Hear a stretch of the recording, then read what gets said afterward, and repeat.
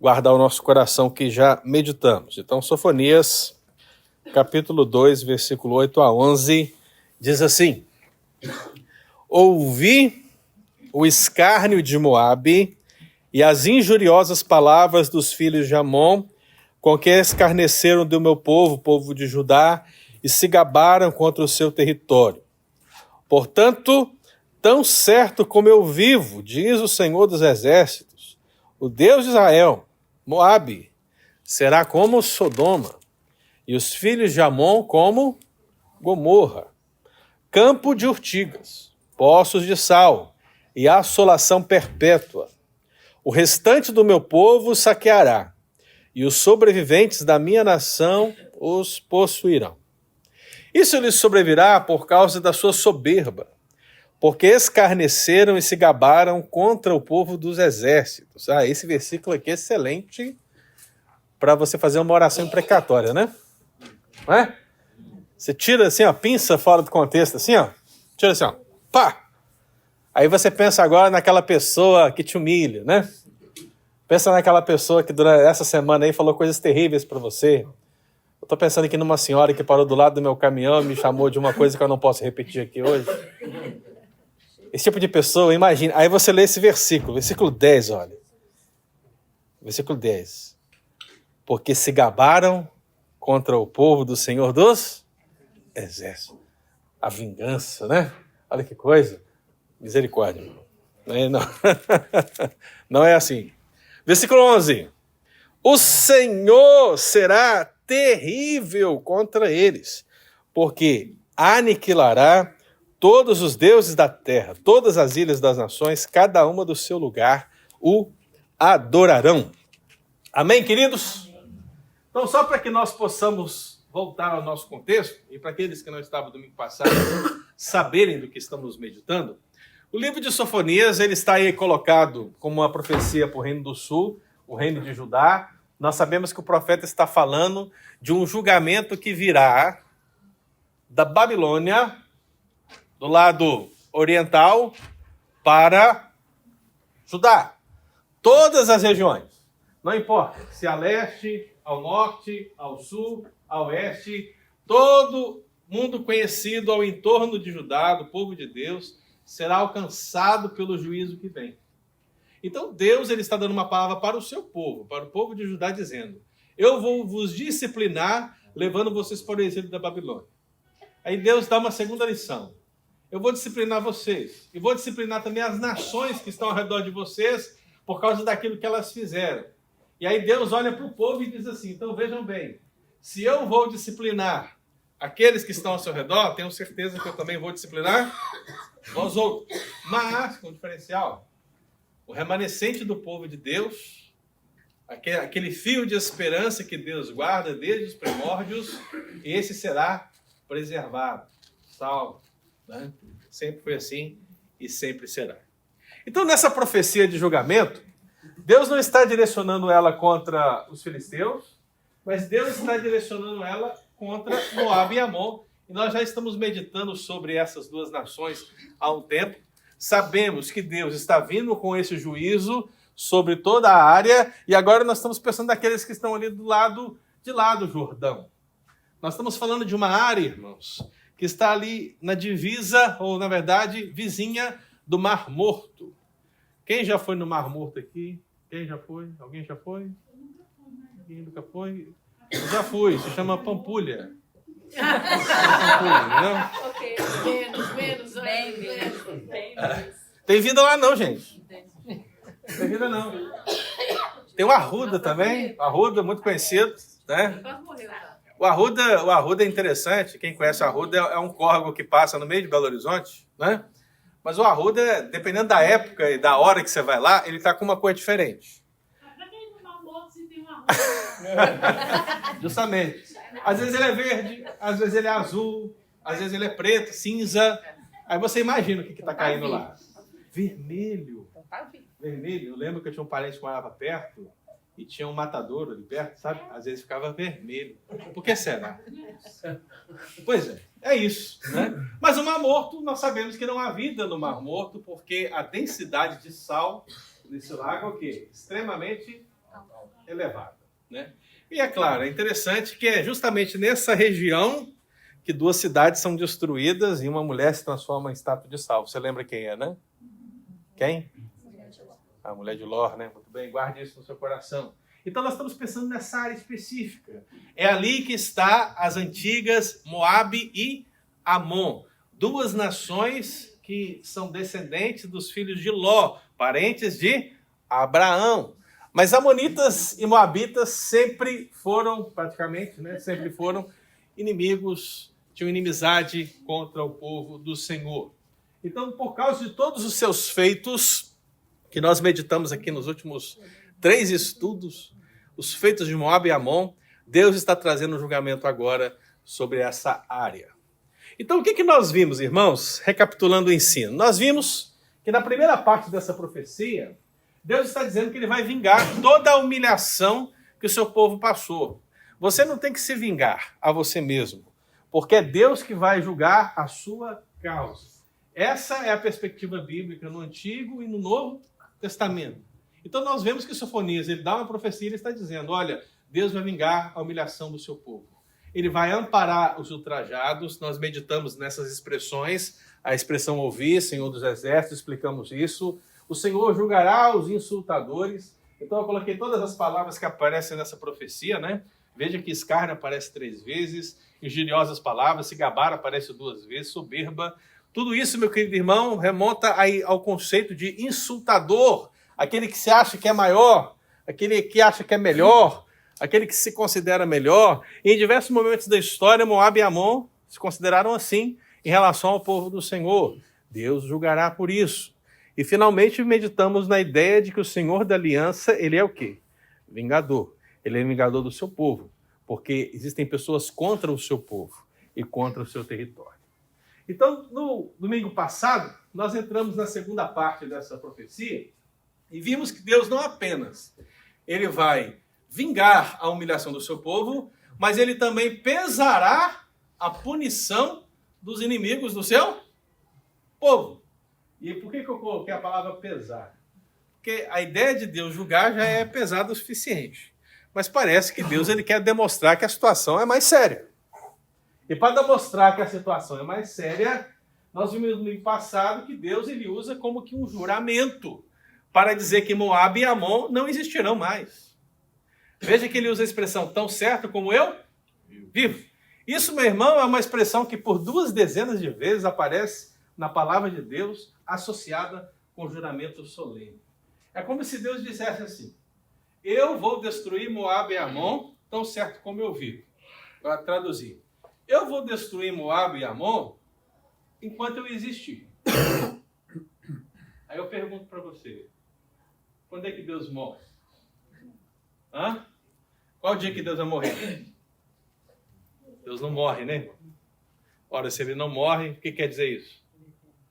Que Moabe e Amon perecerão o quê? Para sempre. É uma expressão que quer justamente dizer isso. Não há saída, não há como fugir.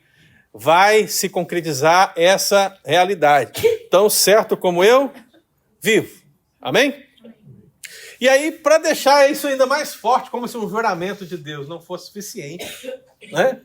O que ele diz? Quem está dizendo isso? Quem está assinando o juramento? Ângelo. Você até riu aí no seu interior, não riu? Não. Riu não? Riu não, Fábio? Não, não riu não. O cara faz churrasco, não convida ninguém. Né? É um problema, né, rapaz? Mas veja, quem é que está dizendo? Jeová Sabaoth. Yahvé Sabaoth. O Senhor dos Exércitos. De todos os nomes de Deus, esse é um nome que traz a ideia do Senhor invencível em batalhas.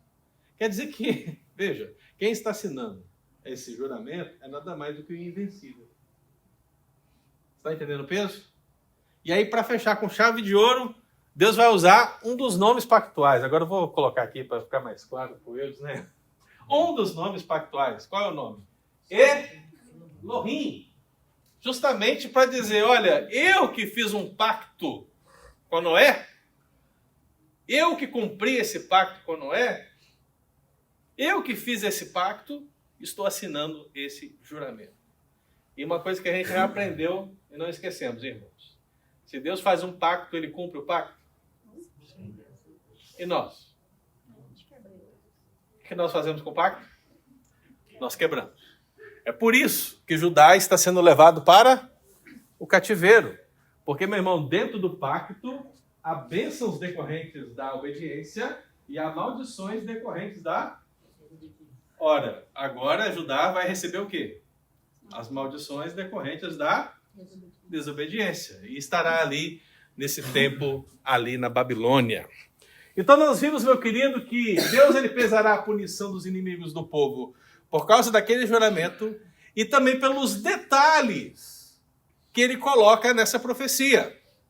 Então eu coloquei e sintetizei esses detalhes em 4 perspectivas. Quais são esses detalhes que Deus usa para demonstrar como ele vai pesar a mão sobre os inimigos do seu povo? Primeiro, a destruição das cidades. Quando eu falo cidades, eu estou falando das nações, obviamente, mas eu uso o termo cidades, porque Deus compara Moabe e Amon enquanto nações a 2 cidades, Sodoma e Gomorra. Deus está dizendo, assim como eu destruí Sodoma e Gomorra, eu destruirei Moabe e Amon. A segunda perspectiva é que Deus inviabilizará as terras de Moabe e Amon. Terceiro, Deus vai suprimir essas nações. Significa o seguinte, irmão. Não haverá mais memória dessas nações, ou seja, elas não existirão mais.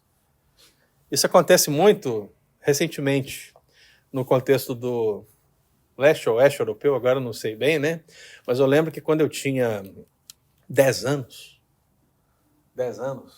eu ainda não assistia muito futebol, mas eu lembro que nas figurinhas de chiclete, tinha uma coisa de futebol, né, tal, e aí vinha o jogo, Brasil e Eslováquia. Já ouviu esse nome alguma vez? Brasil e Tchecoslováquia. Cara, que nome. Brasil e Iugoslávia. Você pode até saber desses nomes, mas esses países existem? Não. Acho que nenhuma das 3 mais existe, irmão. A Iugoslávia eu citei agora, mas outras 2 com certeza não. Por quê? Porque não foram sendo divididas em outras nações. E outras nações foram trazendo para si aqueles povos de maneira que aconteceu o quê? Elas foram suprimidas. Se misturaram a outras nações. Já não existem mais. Então o que Deus está dizendo é que com Moabe e Amon vai acontecer o quê? A mesma coisa. E finalmente, a destruição dos ídolos. Claro, inicialmente tipificado nos ídolos dessas 2 cidades, os ídolos maiores dessas 2 cidades, todos os ídolos serão derrotados no fim. Então, meu querido, nós meditamos aqui domingo passado sobre a subversão das cidades. Terminamos aqui, paramos aqui. Falamos que Deus ele julgará Moabe e Amon, assim como ele julgou o quê? Sodoma e Gomorra. Veja que Isaías e o texto de Gênesis e o texto de Sofonias estão em harmonia. E veja que, assim como Isaías disse, numa noite veio a destruição, Deus está usando a mesma palavra, o mesmo termo, para designar a destruição de Sodoma e destruição de Moabe e Amon. Deus está comparando. E eu acho interessante essa comparação de Deus, porque se você não sabe, é uma comparação extremamente didática. Lembra que eu acabei de falar aqui da Pampulha? Falei da Pampulha? Eu falei da Arruda? Falei da Arruda. Alguém aqui morou em Belo Horizonte? Alguém? Ninguém? Você morou em Belo Horizonte? Você sabe o que eu estou falando? Claro. Como? Como? Onde você morou em Belo Horizonte para você conhecer o Arruda? Onde? Bairro? Rua? Número? Veja, por que a Margarete sabe o que eu estou falando? Por que Deus, de todas as cidades possíveis, ele escolheu Sodoma e Gomorra? Por quê?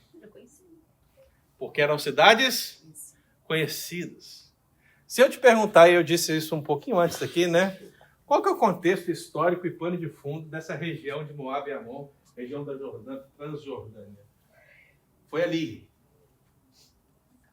Que anos, centenas de anos atrás, Sodoma e Gomorra foram? Isso.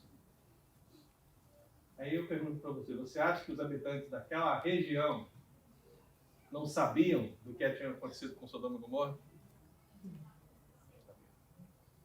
Então Deus escolheu justamente Sodoma e Gomorra para isso.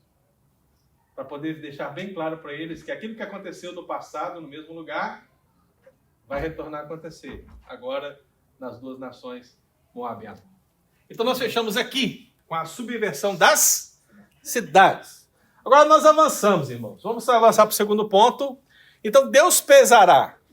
Eu estou gravando, né? Estou. Deus pesará a punição dos inimigos do povo com detalhes. E o segundo detalhe é qual? A inviabilização das terras. Veja que o texto do profeta, ele diz assim: tão certo como eu vivo, diz o Senhor, Moabe será como Sodoma e os filhos de Amon como Gomorra. E aí tem uma vírgula, por quê? Porque ele passa a explicar como também se dará essa ideia. Não será apenas destruída como essas duas cidades, mas também será como um campo de urtigas. Será como poços de sal. Por que Deus usou essas duas expressões? Essas duas expressões, meu querido, elas são como que sinônimos de uma frase onde Deus diz: Moabe e Amon se tornará uma terra estéril. Você não pode plantar e colher. Você não pode beber e matar sua sede. Por quê? Porque agora é campo de urtiga. Agora é o quê? Poços de sal. O que Deus está dizendo é que Deus transformará a paisagem conhecida por Moabe e Amon. Ela não será a mesma. Aí, meu irmão, pensa aí agora, ó, busca aí, na sua mente agora. Pensa comigo aqui, ó. Você tem uma informação bíblica de como era essa área há algum tempo atrás. Você tem aí, ó. Nós estamos na área do Jordão. Transjordânia. Qual é o versículo bíblico, talvez mais antigo, que remeta à condição da paisagem dessa área atual de Moabe e Amon, que nos mostra que ela era uma terra boa? Quem lembra? Bem antes. Bem antes. Abraão dividindo as terras. Hã? Justamente. O que aconteceu lá naquela separação de Abraão e Ló? Quem lembra? Escolheu a melhor, mais bonita. Abre aí, gente. Gênesis 13. Gênesis 13, versículo 10. Hernando, abre a sua Bíblia, Hernando. Olha a sua Bíblia. Leia para mim, Gênesis 13, 10. É agora. Vai ler agora. Estou entrando para a história. Estou entrando para a história. O problema é que depois disso, qual julgamento que virá sobre minha vida? Achou? 3:10. Liga para nós, cara. Então Ló levantou os olhos e viu toda a planície do Jordão, que era toda bem regada. Antes de haver o Senhor destruído Sodoma e Gomorra, e era como o jardim do Senhor, como a terra do Egito, até chegar às horas. Nossa, hein, que tanto de elogio, hein? Você vê que ele até explica. Antes de Deus fazer o quê? Destruir Sodoma e Gomorra. Quer dizer que depois que Deus destruiu Sodoma e Gomorra já não era mais a mesma coisa. Mas antes disso era como? Como é que era Campinas, gente? Toda regada. O que mais? Como o Egito. Como o jardim de Deus. Gente, você já foi no Éden? Ainda não. Você já foi? Já esteve lá? Nunca? $300 o avião para chegar lá? Nunca? Também não. Mas eu imagino que é algo espetacular, correto? Mas como esse texto está bem próximo da realidade do Éden, veja que a comparação é com o jardim de Deus, o jardim do Éden. O que mais que se diz? Terra do Egito. Terra do Egito, gente. O Nilo traz para o Egito toda a abundância e riqueza conhecidas nessa época. Então veja que as comparações são, essa área é uma área extremamente viável. Se o Eudes fosse comprar uma terra lá, era lá que ele ia comprar. Lá em Sodoma e Gomorra. Mas veja, irmãos, houve uma mudança na paisagem, né? Em Sodoma e Gomorra. Sodoma e Gomorra eram duas cidades. E nós sabemos que outras cidades menores que estavam no entorno ali, agora eu lembro, Admar E a outra é com Z. Não é Zoar, não. É com Z. Fugiu, mas vou lembrar. Está lá em Isaías 15. Eu acho que está lá. Isaías 15, 6 e 10. Hein? Então veja que Deus destruiu essas cidades. Então, a área de Sodoma e Gomorra e essas cidades já ficaram improdutivas. Mas a área de Moabe e Amon é bem maior. O que Deus está dizendo agora?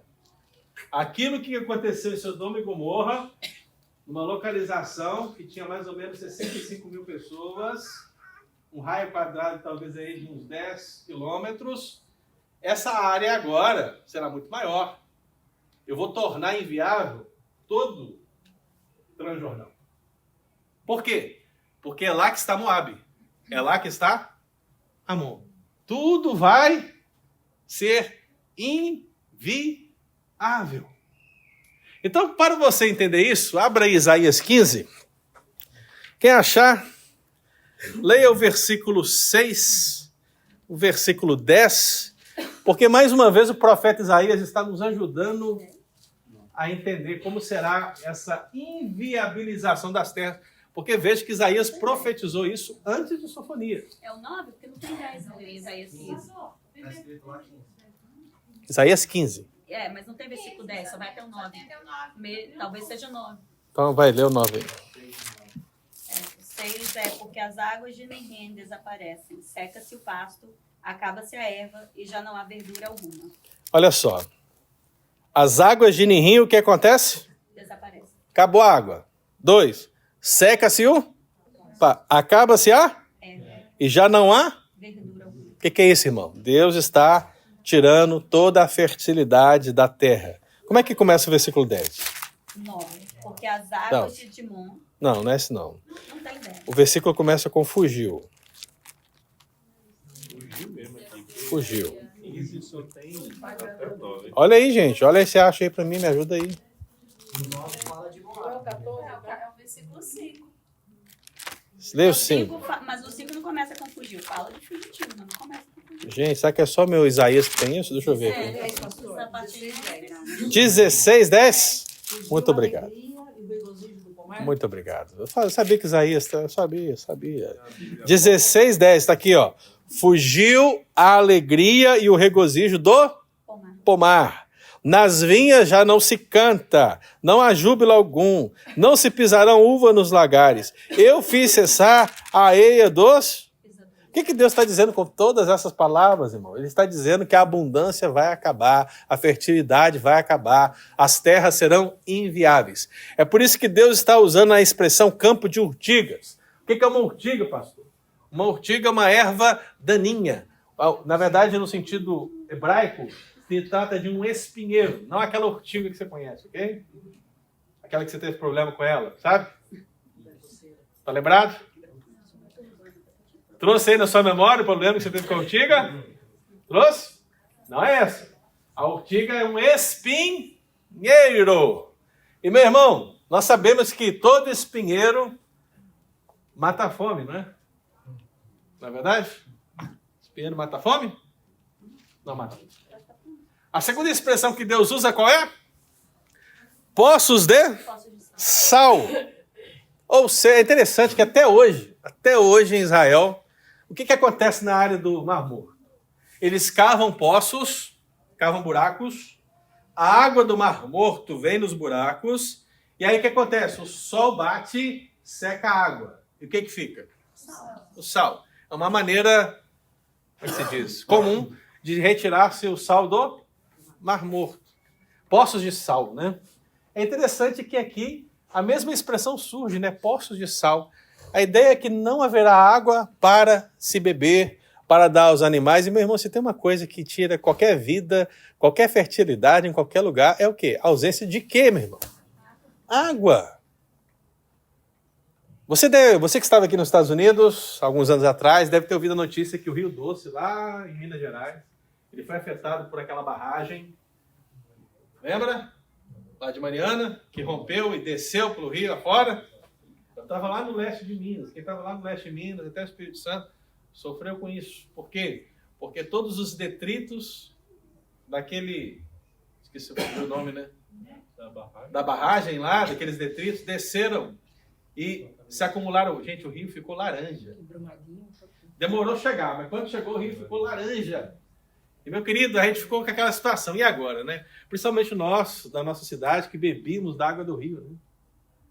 A Copasa, ela fazia isso, ela pegava a água do rio e a purificava, né? A tratava para nós bebermos. Gente, que situação, mas que tempo calamitoso foi aquele? Água mineral acabando em todos os lugares, porque a demanda era grandiosa.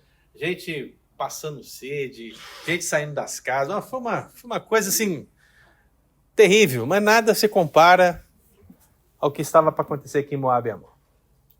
Então, se você já teve a capacidade de ver uma situação dessa, de carência de algo, principalmente de água, você vai entender isso. Então, meu irmão, transformar em poço de sal é justamente tirar toda a fertilidade. É engraçado porque, biblicamente falando, todos os Baais, né, os Baalins, eles tinham um conceito de fertilidade neles. O que eles davam para o povo? Fertilidade. E o que Deus vai tirar? Fertilidade. Porque é Deus que é verdadeiramente aquele que pode dar fertilidade e retirá-la. Então podem fazer suas orações a Baal, que não vai chover. Quem faz chover, quem? É Deus. Por isso eu vejo uma nuvem do tamanho da palma da mão de um homem. E eu creio que a abundante chuva vai descer. Aí o Kisner até lembrou da música do Fernandinho agora, né, Kisner? Abundante chuva. Você lembrou? Trazendo a arca. Não, é Fernandinho só, Abundante Chuva. Primeiro CD, música 4, 3 minutos e 2 segundos. Gente, quem é fã do Fernandinho é ele, não é não. Ai, ai. As outras duas cidades que foram destruídas, guarda aí, Eudes, pra você não esquecer. Admá e Zeboim. Deuteronômio 29 e 23. Leia comigo, meu querido. Deuteronômio 29 e 23. Está aí? Chegou? Olha só. Aqui estamos no último discurso de Moisés acerca da nova aliança. E o que ele fala? Dentro desse contexto ainda das maldições decorrentes da desobediência, o que Moisés está discursando para o povo? Ele está dizendo: toda a sua terra abrasada com enxofre e sal, de sorte que não será semeada e nada produzirá, nem crescerá nela erva alguma. Assim como foi o quê? A destruição de Sodoma e de Gomorra. Sodoma e Gomorra novamente. E aí cita, de Admá e de Zeboim, que o Senhor destruiu na sua ira e no seu furor. Então veja, meu amado irmão, que Sodoma, Gomorra, Admá e Zeboim, essas 4 cidades próximas que sofreram aquela destruição terrível que veio pelo enxofre caindo do céu naqueles dias, serviu como um tipo, uma comparação de Deus na profecia de Sofonias, na profecia de Isaías, na profecia de Amós, na profecia de Jeremias, na profecia de Ezequiel, para dizer: Moabe e Amon, por causa dos seus pecados contra o meu povo, eu também inviabilizarei as vossas terras. Detalhes do peso da punição divina. Falei, né? Poço de sal, esterilidade, está ali. Terceiro, qual é o próximo detalhe que mostra que Deus pesará a punição? A supressão das nações. Ou seja, essas nações não existirão mais. Então, se agora, nesse exato momento, você falar assim: pastor, eu estou adorando o estudo de Sofonias, e esse estudo de Moabe e Amon impactou meu coração, eu quero ir ali agora no Boston Logan Airport e eu quero pegar um avião para Moabe, eu quero pegar um avião para Amon, eu quero conhecer essas áreas, eu quero ver o que Deus fez ali. Você consegue? Você consegue, irmão? Não. Porque essas nações não mais existem. Talvez você consiga ir para a Jordânia. E o que a Jordânia de hoje é? Justamente as terras... Pobreza, mas justamente as terras de quê? De quê? Moabe e Amon. Agora, veja que tristeza, né, irmão? Parêntese aqui. Naqueles dias, nesses dias aqui, ó, nos dias de Juízes, nos dias de Israel caminhando no deserto, nos dias dos reis, as cidades de Moabe e Amon se chamavam como? Geralmente, Baal alguma coisa. Percebe? Por quê? Por que se chamava Baal alguma coisa? Porque é uma cidade dedicada a um deus, a um ídolo. E o ídolo era Baal, irmão. Então, quando você lê na Bíblia, Baal remote, o que quer dizer isso? Que remote alguma coisa para Baal. Você não precisa saber o que é remote, mas você sabe que é para Baal. Então, esse é o sentido. Se você hoje pegar o mapa da Jordânia, você pega o mapa da Jordânia, dá um Google, né? Pega o mapa da Jordânia, abre assim, ó, dá um zoom e vê as cidades. O que você vai encontrar? Você não vai encontrar Baal. Você vai encontrar Al. Porque a Jordânia hoje ela é uma terra árabe. Portanto, ela é uma terra islâmica. E se ela é uma terra islâmica, as suas cidades agora, ela não tem mais o nome de Baal. Elas têm o nome de Alá. Al-Mazar, Al-Husnaya. Você fala árabe? Al-Naya. Fala Não árabe? lembro. Tá falando em língua? Intérprete, por favor. Al-Mazar. Percebe, irmão? Veja a mudança, né? Não é Baal mais, agora é Alá. O senhor da Jordânia agora, a área de Moabe e Amon, né? Mas veja, irmão, o que eu quero que vocês percebam é que Deus prometeu e cumpriu a sua palavra. Ele disse que suprimiria essas nações. Veja que as expressões eu vou assolar, será terrível, eu destruirei para sempre. Jeremias 48, 42, ao falar de Moabe, justamente diz assim: Moabe será destruído para que não seja povo. É isso que Deus quer fazer. As nações não terão mais a sua existência. E, meu irmão, é justamente isso que nós percebemos hoje. Nada melhor do que hoje para você compreender a profecia. Deus mudou todas as coisas. O problema de Moabe e Amon atuais, ou da Jordânia, é outro. O problema da Jordânia de hoje é o Islã, né?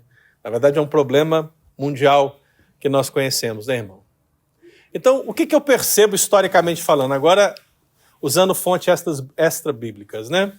Nós percebemos que, ao longo da história, todos os descendentes de Moabe e Amon, eles foram sendo assimilados por outras culturas. Então, veja, nesse contexto de Sofonias, a Babilônia veio, primeiro a Assíria veio. A Assíria chegou a trazer algum juízo sobre Moabe e Amon. Depois a Babilônia dominou a Assíria e, consequentemente, fez o quê? Moabe e Amon. Depois vieram os persas e fizeram o quê? Moabe e Amon. E depois vieram quem? Quem, gente? Os gregos. Os gregos. E depois? Roma. E depois, o que sobrou? Depois de toda essa opressão, eu não duvido que alguém diga isso por aí, não. Mas depois de toda essa opressão e julgamento, meu amado irmão, desses descendentes foram sendo suprimidos pelas outras nações, principalmente os árabes, que estão logo ali próximo deles também, descendo a sudeste, incorporaram, e não é sem razão que hoje a Jordânia ela é um terreno árabe e um terreno islâmico. Então não existe mais Moabe, não existe mais Amon. Deus ele cumpriu, irmãos, a sua palavra e ele suprimiu esses povos. Diga, querida.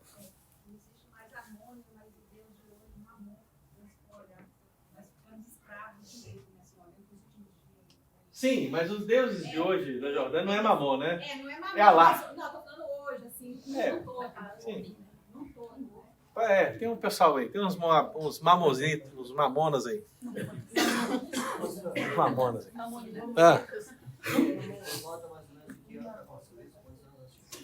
Você está falando em relação ao quê? Destruição. Século 6 a.C. É. Esse aí. Vou trazer agora um interessante para você. Observe isso aqui, ó. Qual é o quarto? Qual é o quarto? Eliminação dos ídolos. A eliminação dos ídolos. O que Deus disse? Que ele aniquilaria todos os deuses da terra. Primeiramente, obviamente, no contexto, eu tenho que imaginar que Deus está falando dos deuses de qual terra? Obviamente, é o contexto, né, irmão? Talvez possa se aplicar a todos os deuses da terra, no sentido de terra global. Mas Deus está falando de quais deuses? De Moabe e Amon. E eu sei que quando você lê o termo aniquilar, você pensa em quê? Destruição, né? Completa, não existe mais, acabou, zero, fim, the end. Mas o termo hebraico, ele refere-se a isso de fato, mas ele refere de uma maneira processual. Significa o quê? Definhamento. É mais ou menos o seguinte, você já viu aquela pessoa que fez operação de estômago? Já viu? Ela geralmente ela é mais cheia, né? Aí quando ela faz a operação de estômago, o que acontece com ela? Ela vai definhando, né? Ela vai murchando, ela vai o quê? Reduzindo, né? Isso é bom, irmão, não é ruim não. Eu só estou usando uma figura para você entender o que acontece aqui com o termo hebraico. O que Deus está dizendo? Que os deuses de Moabe e Amon são justamente essa pessoa mais cheia. Eles são cheios de si, cheios de orgulho, cheios de soberba, cheios de fertilidade. Mas o que Deus vai fazer? Vai definhá-lo. Deus vai emagrecê-los, ao ponto deles não terem mais força, se é que tiveram um dia, para poder ajudar Moabe e Amon. Deus está dizendo, os vossos deuses, Moabe e Amon, são improdutivos. Eles morrerão de inanição. Eles não podem fazer absolutamente nada por vocês. E aí você caminha aqui comigo, meu querido. Veja. Olhe para cá. Me dá imagens. Me dá imagens. Amon e Moabe. Veja, vamos fazer uma comparação básica aqui, ó. Quem são os principais deuses dessas duas nações? O principal deus de Amon, Milcom, Moloque, tem trocentos nomes parecidos com esse, irmão. Mas esses dois são os principais, ok? Milcom, Moloque. Qual é o principal deus de Moabe? Quemos. Você já leu isso na Bíblia? Você já leu? Se não leu, é porque não leu a Bíblia inteira, porque está lá. Ok? Quemos ou Camos, ou Camos, ou Quemosh. Oh, meu irmão, tem vários nomes, mas a essência é o quê? A mesma, ok? Então esses dois deuses, se você perguntar assim, quem é o poderoso, o suprassumo, o maior de todos, o senhor de todos, quem é? Milcom e Quemos. O que significa Milcom? Significa aquele que reina. Já falamos de Milcom aqui no início da profecia de Sofonias. Que o povo queria ir sobre aquele que reina e queria também ter a sua vida dedicada ao Rei dos Reis, ao nosso Deus. Ou seja, eles queriam viver lá, um pezinho lá na divindade e um pezinho com o Senhor. Eles queriam viver isso. Deus julgou eles por causa disso. E você percebe que Quemos significa o quê? Subjugador. É aquele que humilha, é aquele que rebaixa. Ele rebaixa justamente porque ele é maior. Veja que a comparação ela continua e eles são diferentes na sua forma, né? Na sua iconografia. Porque o deus de Amon é um touro de metal ardente. Lembra? O que acontecia? Esse touro de metal ardente queimava, ardia. Ele tinha um braço para frente. E o que acontecia? Colocava ali o sacrifício humano, geralmente crianças. E essas crianças morriam ao som de tamboris e outras coisas. E o deus de Moabe, esse Quemos, ele é retratado como um homem velho, de barba branca. Não é o Papai Noel, viu, gente? Não é o Papai Noel. Mas um homem velho, de barba branca e geralmente com uma arma. Um guerreiro, por assim dizer. Um sábio, por assim dizer. Geralmente ele é retratado assim. E qual que é a ideia básica desses dois deuses? O que esses dois deuses têm de comum, irmão? Eles recebem o quê? Sacrifício humano. É óbvio que Amon e Moabe recebiam sacrifício de animais também, assim como o Senhor de Israel também recebia, ainda que por motivos diferentes. Mas o sacrifício humano era muito próprio de Milcom e muito próprio de Quemos. Então, para você não esquecer, essa é um desenho de Moloque, deus dos Amonitas. Veja, é assim que era a adoração terrível que Salomão trouxe para dentro de Israel e que muitos reis seguiram após outros, né? Agora, como era o deus de Moabe? É isso aí, ó. Do lado de lá, você tem uma pedra, eu acho que não dá para ver bem, né? Mas nessa pedra, no meio ali, você tem uma imagem, essa é a imagem do deus Quemos. Ele tem uma barba, ele tem algo na cabeça, e ele está entregando um bastão ou uma arma para um dos reis moabitas. E do outro lado você vê ele assentado num trono, né? Grandioso, não é, irmão? Quando você vê um ícone desse, não dá vontade de prostrar? Não dá vontade, assim, de adorar? E dizer, quão grande é o Senhor, Deus Todo-Poderoso, Camus? Obrigado. Não é assim que você pensa? Não. Mas veja que o pecado humano é assim, a gente consegue se ajoelhar diante de coisas assim, que nós mesmos criamos, né? Que coisa terrível. Aí veja o seguinte, irmãos. Olha para essa pedra. Essa pedra é conhecida.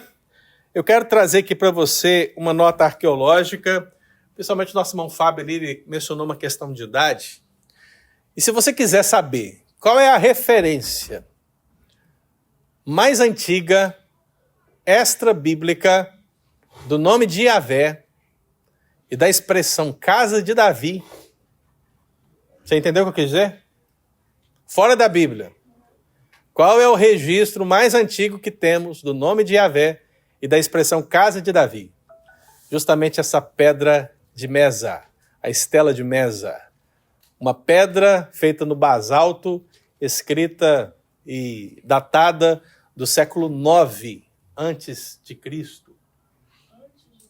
Antes de Cristo. Ou seja, essa pedra foi feita exatamente na época que os fatos aconteceram, né? E ela fala de quem? Fala de um rei de Moabe, o rei Mesa. E quando você começa a ler essa pedra, o que a pedra diz? Eu vou ler aqui, ó, presta atenção. A pedra diz: eu, Mesa, filho do deus Quemos, rei de Moabe, fiz este lugar alto para Quemos. Veja, por que lugar alto para Quemos? Onde eram adorados os Baalins? Nos lugares altos. Fiz um lugar alto para Quemos, porque ele me salvou de todos os reis e me fez triunfar sobre todos os meus adversários. Inclusive cita o rei de Israel. E reinei em paz sobre 100 cidades que tinha acrescentado ao país. E Quemos habitou lá no meu templo.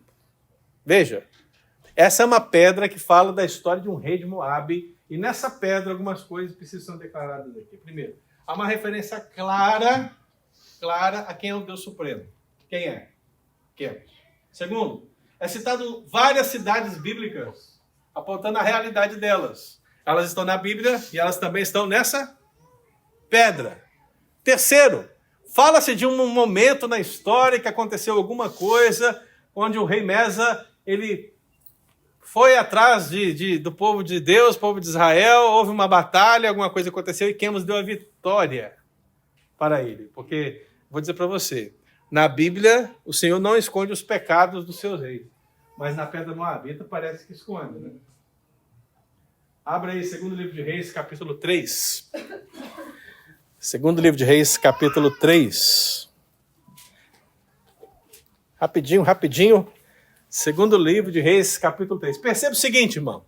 Agora não é a pedra de Mesa. Agora não é a estela de Mesa que está dizendo. Agora é a Bíblia. E o que acontece aqui? Veja, versículo 4 e 5 do capítulo 3, segundo Reis.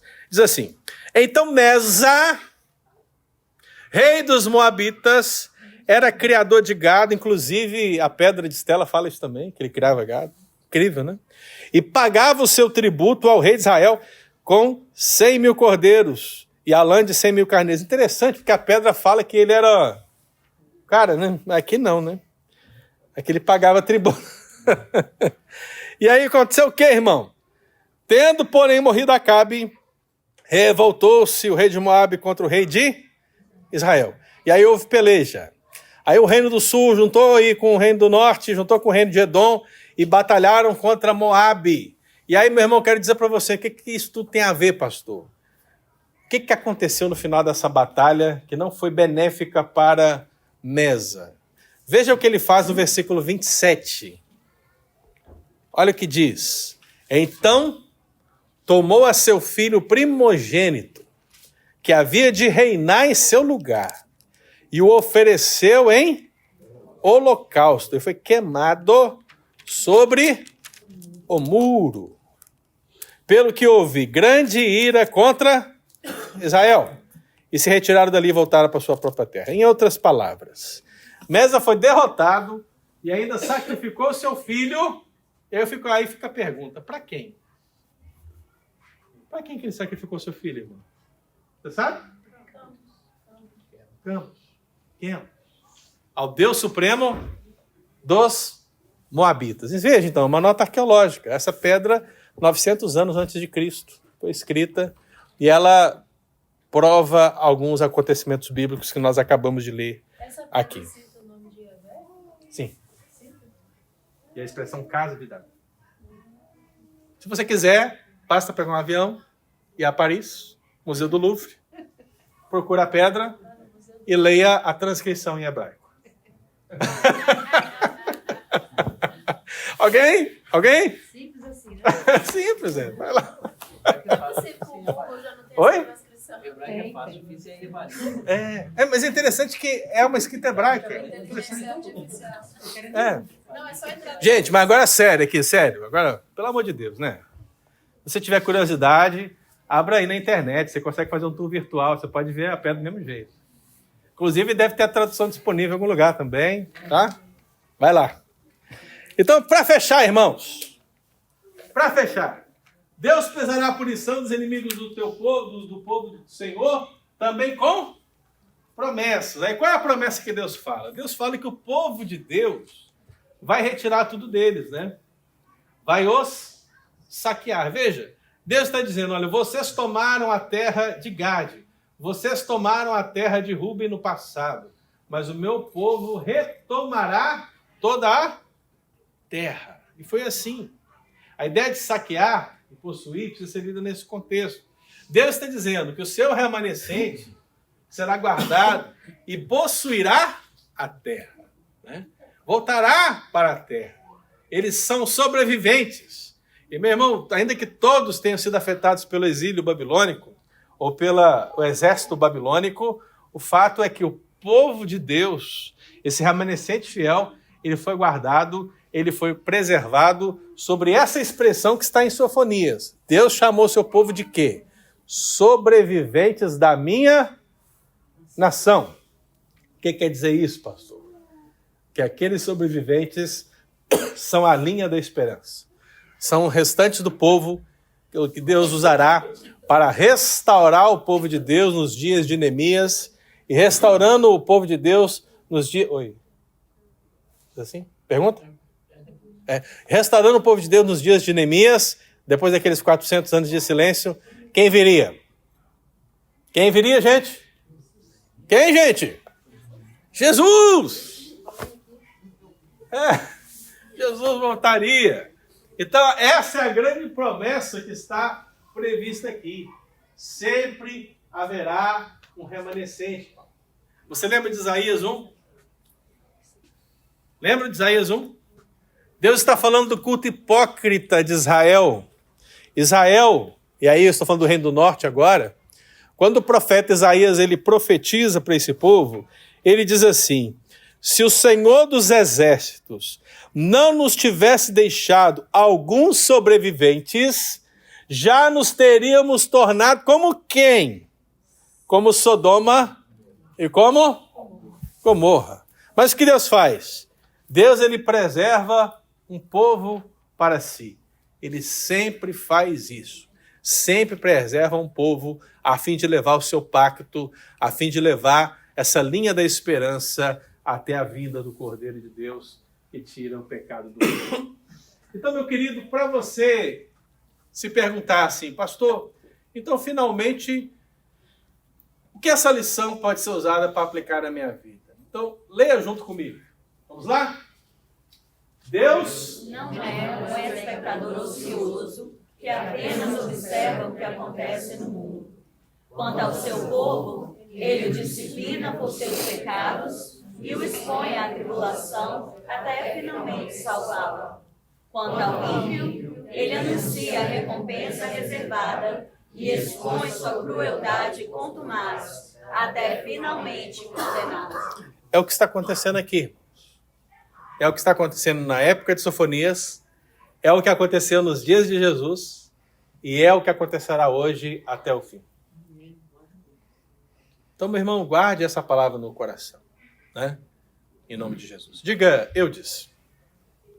Você estava falando, acho que faz parte da aplicação também, a gente lembrar da capacidade nossa de pecarmos como os pagãos, né?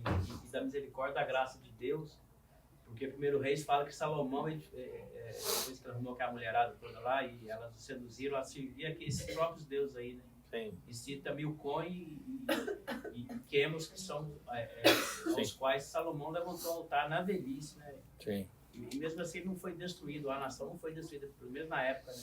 Sim. Mostrando a graça e a misericórdia. É impossível.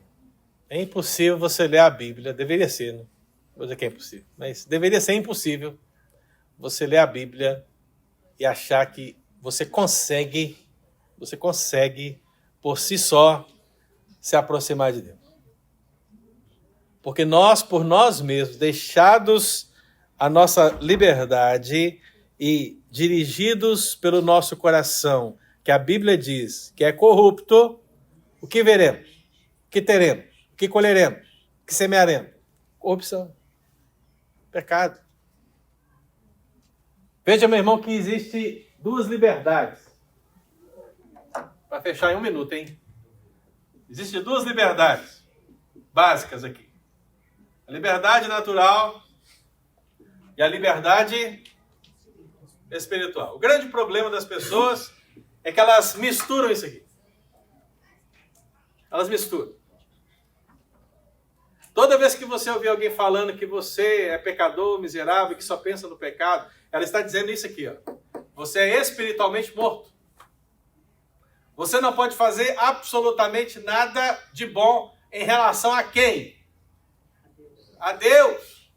Não existe nenhuma obra boa em você que te leve a Deus. Você não pode se salvar. Liberdade o quê? Você não tem liberdade espiritual por quê? Fácil.